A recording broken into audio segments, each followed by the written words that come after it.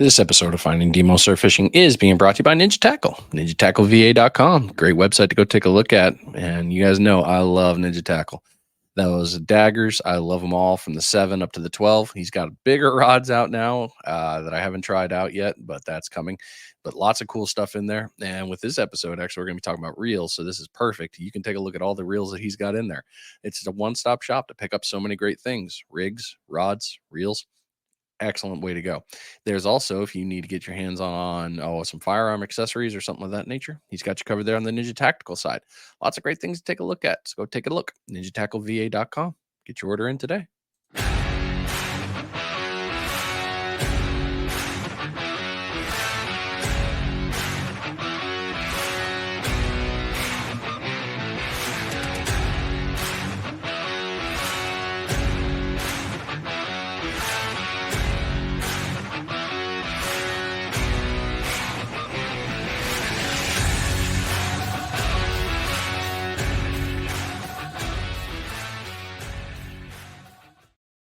New week, new episode. Hope you're doing well wherever you are. I hope you enjoyed last week's episode where I'm back in the game here and you got to be stuck listening to me for, I don't know, 45 minutes or so.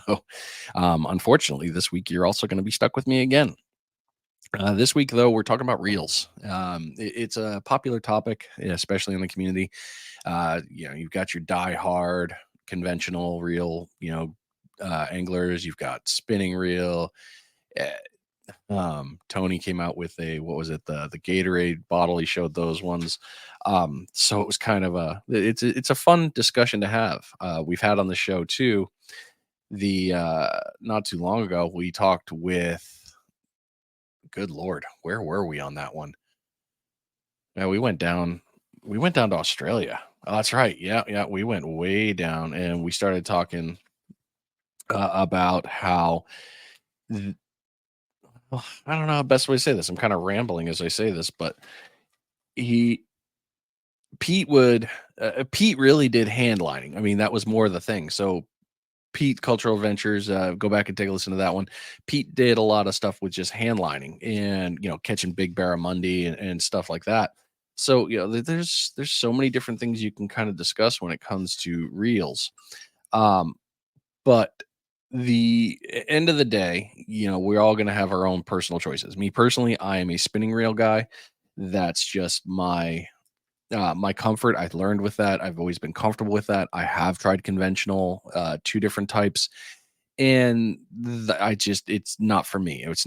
It didn't feel comfortable. I didn't like it, and it's just, why change on something for that? So we all get into our own things.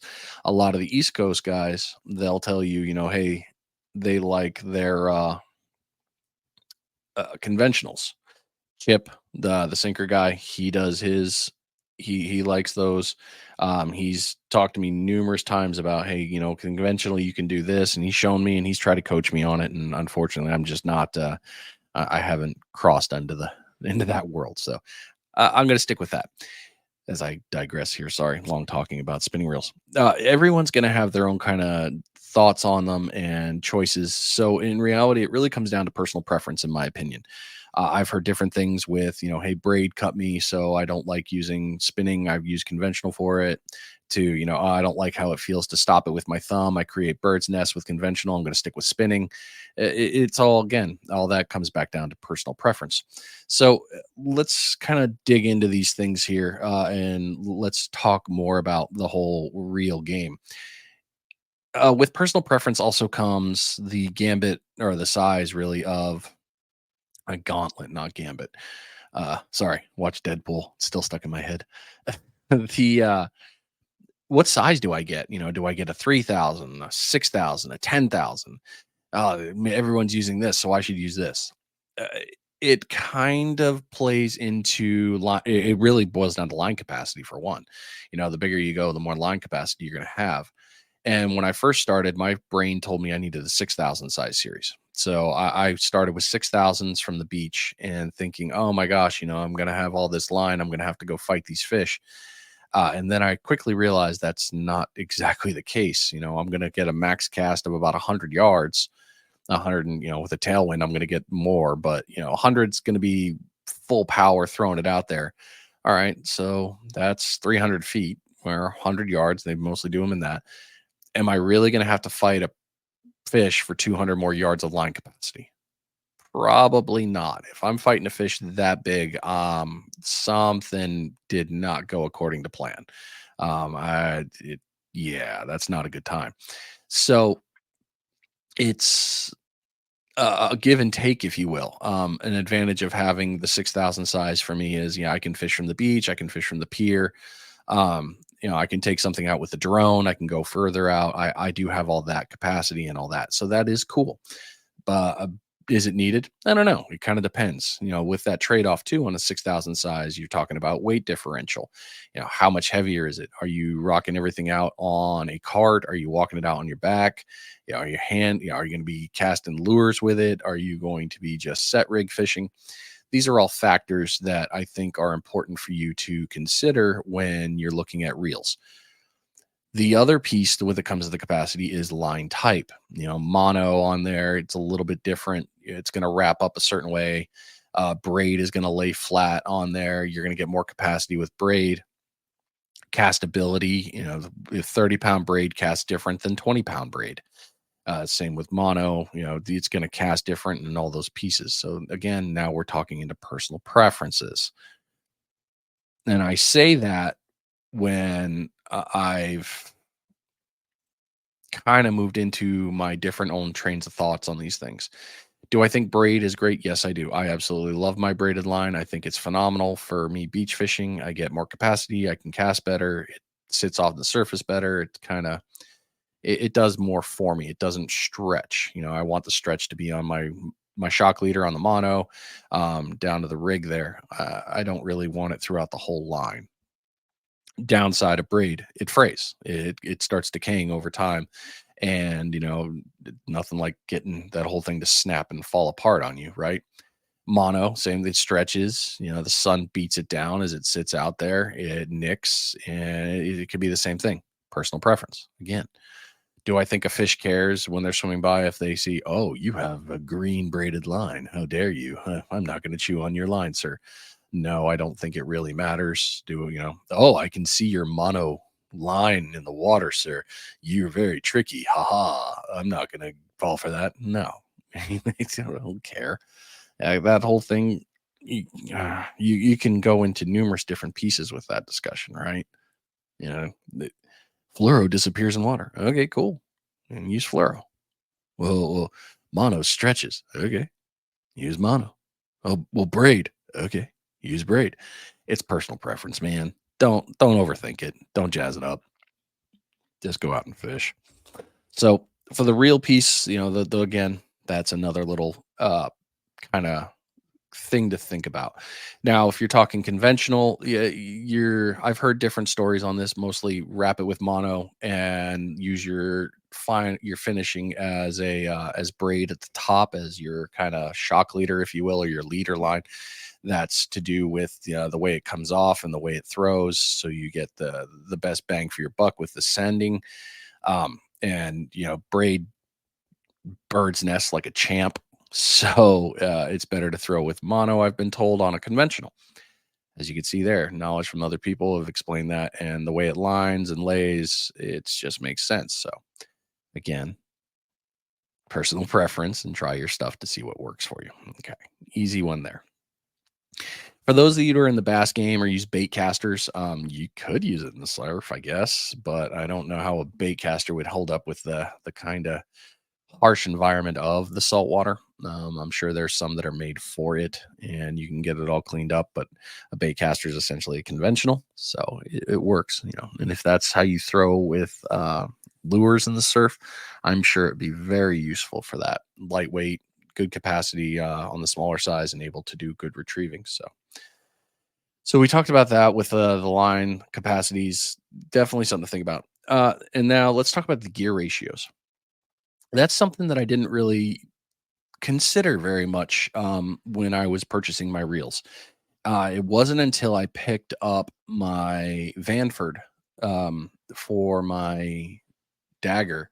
Actually, it was the 7-footer. Yeah, I picked it up for the 7 footer, because I knew I'd be using it for lures, and I run it between my 7 foot and my 8.6 when I'm throwing metal at the beach, because when I'm throwing it there, I want speed. And if I'm going after Spanish, I know I got to be fast. Bluefish, I got to slow it down a little. But I know that for every crank, I was getting more rotation and more distance in. I think my retrieve rate's somewhere in the 40-inch range per pole, versus my battles, which are 36 inches. So the speed differential with the gear ratio makes a difference for that. So if you're just, throwing it from you're just hucking, chucking, and doing set rigs, a high gear ratio is not really going to be something to consider. It could be too when you're kind of, debating on, all right, how much pull for fight am I going with? But I think personally, gear ratio is really going to be playing into your into the lures and stuff like that. Like a higher ratio is a faster retrieve, top water. Lower ratios are more torque. So you're getting that power off there. That's something to kind of think about. Drag, with the spinners, you got the top drag, and there's great things to add to it. A lot of the stock drag you get from the store right after you get it is okay, but a lot of them are just felt. And felt washers, they get dented, they get gunky and junky. You got to replace them. I've heard great things about upgrading it and to other varieties. I think it was graphite was one, and plates, stuff like that. So that's something cool to look at. But drag is something, uh, for or how much drag you need on that reel is a consideration to play with. Now, I'm going to back up here a little bit to a very early episode when we started talking about drag and reels. And something that I didn't think about in the beginning was, when you lock down the drag, what happens? You're 100% putting all the weight of your fishing line, the hooks, all your gear. You're putting it all between you and the fish. There's no change. And if you lock the drag, a lot of times what happens? The fish pops off, right? You lost it because you was, just ripped the hook because that's what it did. The drag is designed to slow the fish down to wear them out while still taking line. You don't want to stop the fish. It's not what you want to do. Um, Now that's from the beach. That I get it. Hey, if there's something bigger than what you can't slow down, we've seen people get spooled. That's a whole different topic in a sense, right there, actually. But you want the drag to slow down the fish from taking your line and to wear itself out, so it makes the fight. You can gain ground back. So, do you need 100 pounds of drag for a pompano? No. Do you need it for a red drum? No. You're overkilling that. Now, if you're going to tell me, hey, I'm going to use this reel for pompano, red, and I'm going to go after sharks. Okay, now you're having a conversation about I need more power to stop and slow. So, with your reel purchase, think about the same thing of what am I going to target with this reel? If you can't answer that, it's kind of a okay, what range should I be in then? And talk to your local tackle shop about it.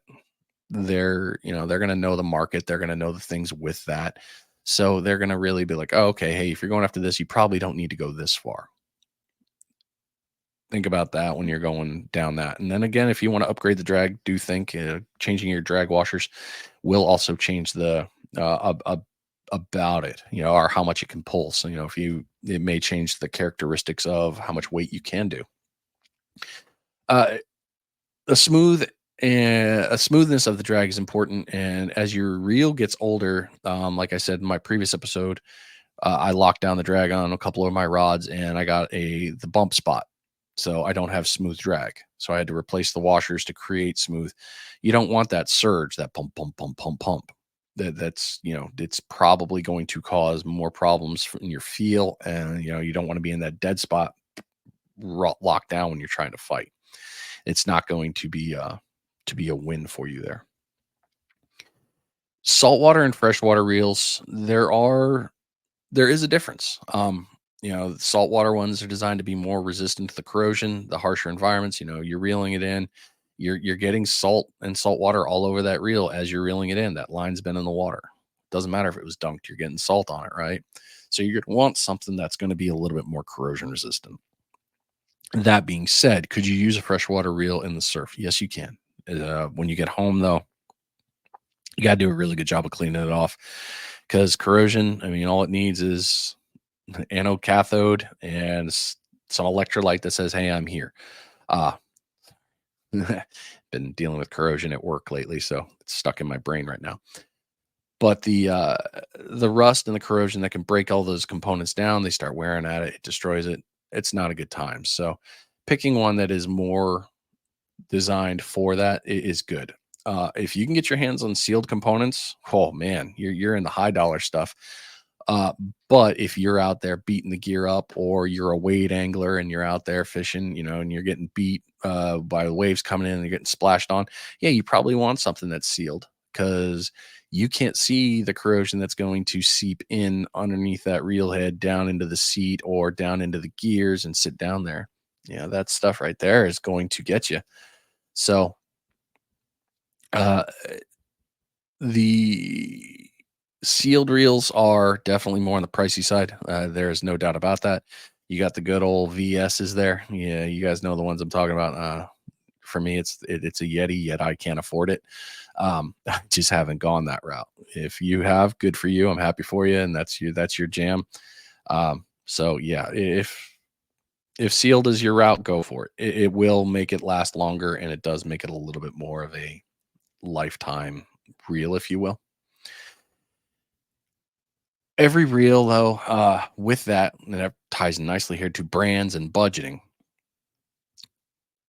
It depends on who you talk to here about this. And I've had this conversation with several friends, and we all have our own thoughts about where reels are made. And one of the consensus is that, oh, well, in China, almost all the reels are made in probably three factories. So what's the real difference in the equipment?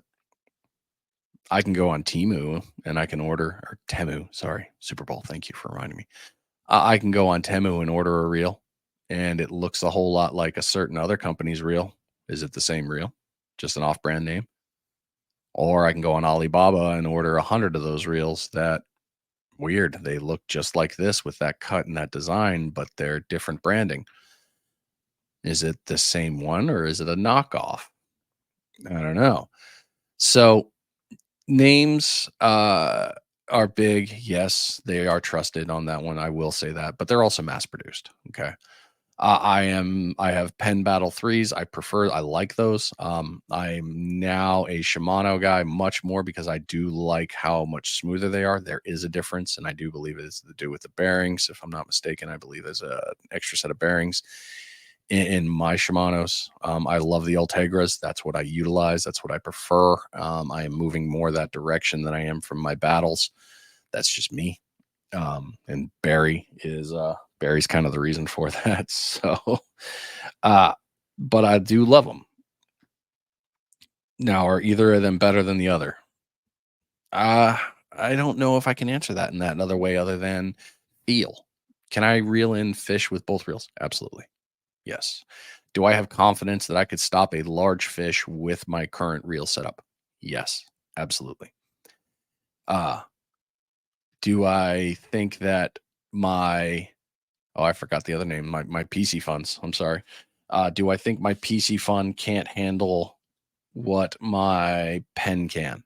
No, I've proved my PC fund can handle it, and it fights really well, and it's very it takes a beating and keeps coming back.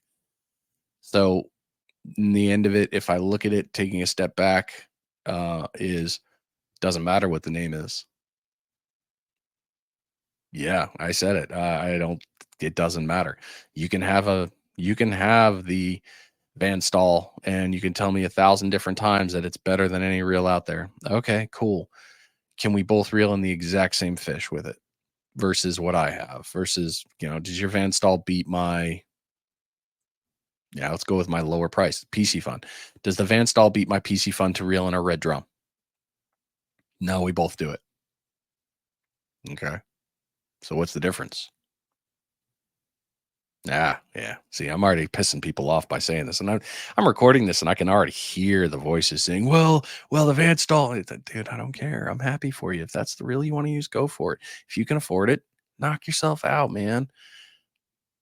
All I'm saying in that regard is pick a reel that's going to get the fish that you want to use to catch, and do it successfully. So that way, you're not putting the fish in a long fight and danger of not going back out if you're going to have to release it.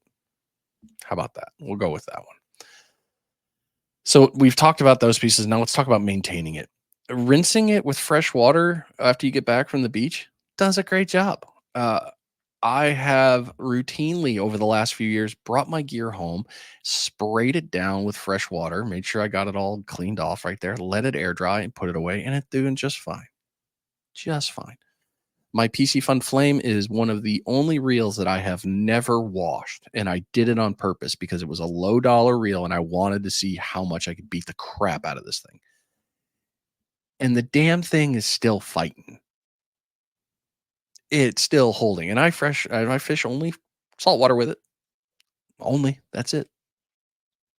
Take it to the causeway, went after fish there, take it to the beach, thrown after fish with it there, taking it on a boat, fished with it on there, had it dunked, didn't rinse it, still fighting. Hmm. Interesting, right? Mm. But rinse your gear off. I guess is the really thing I should be saying. But rinse your gear. Just do a quick freshwater rinse and call it good. Every year or two, I do recommend disassembling it and cleaning it to remove anything on the inside and relubing it. It lubrication is a great thing. It's going to help out with that. You got to clean the metal up. CLP will do great things about preventing corrosion. Cleaning lubricant protectant.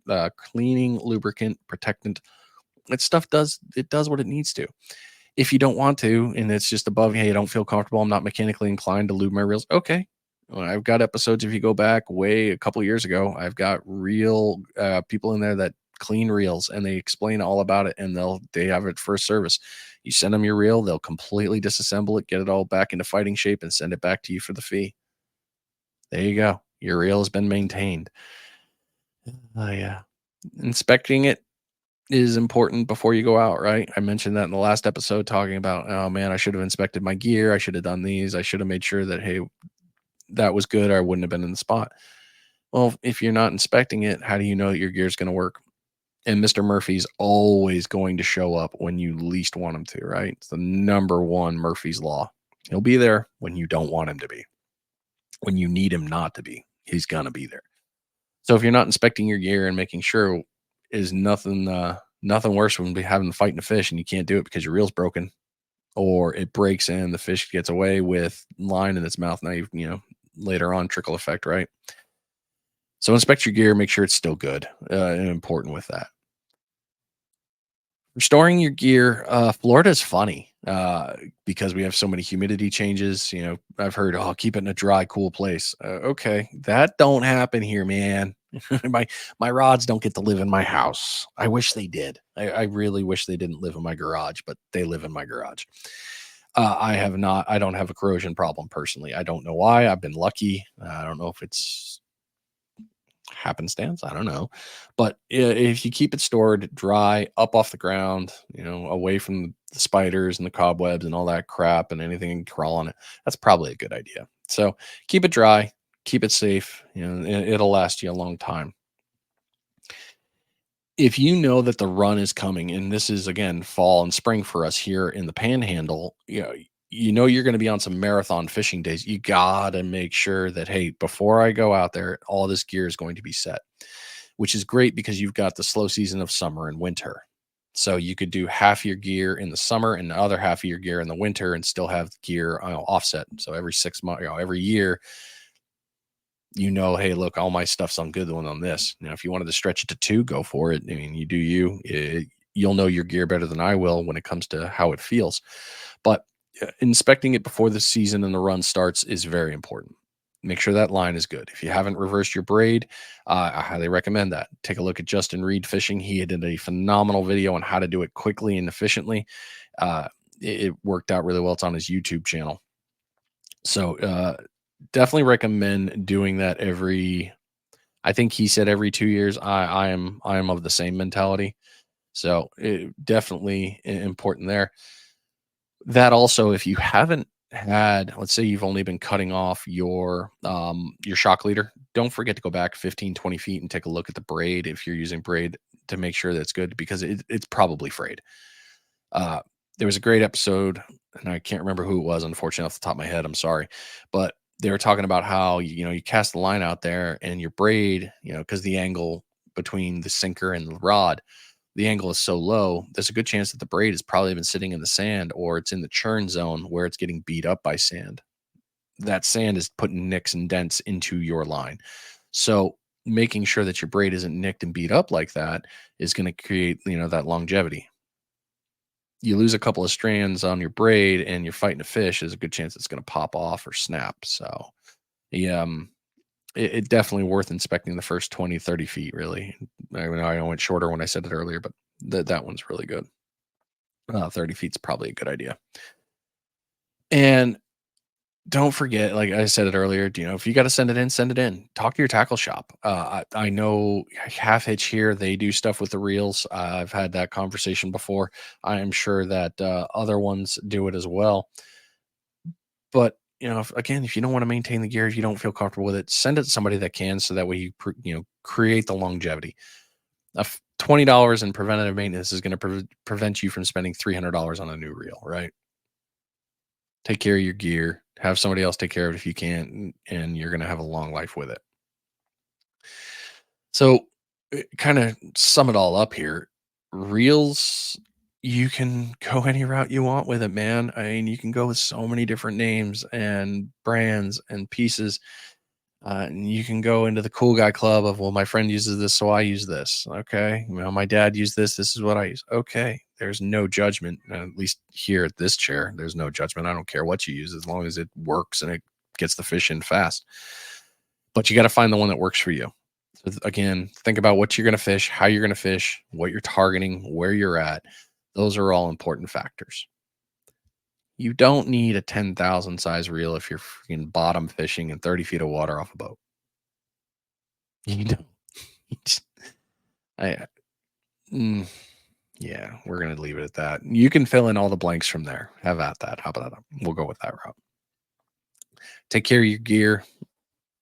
If you need to upgrade, they're never a bad thing to upgrade, especially after you found like, oh yeah, this didn't work for me. I need something else. Don't be afraid to upgrade and look at other brands. That's not going to hurt you.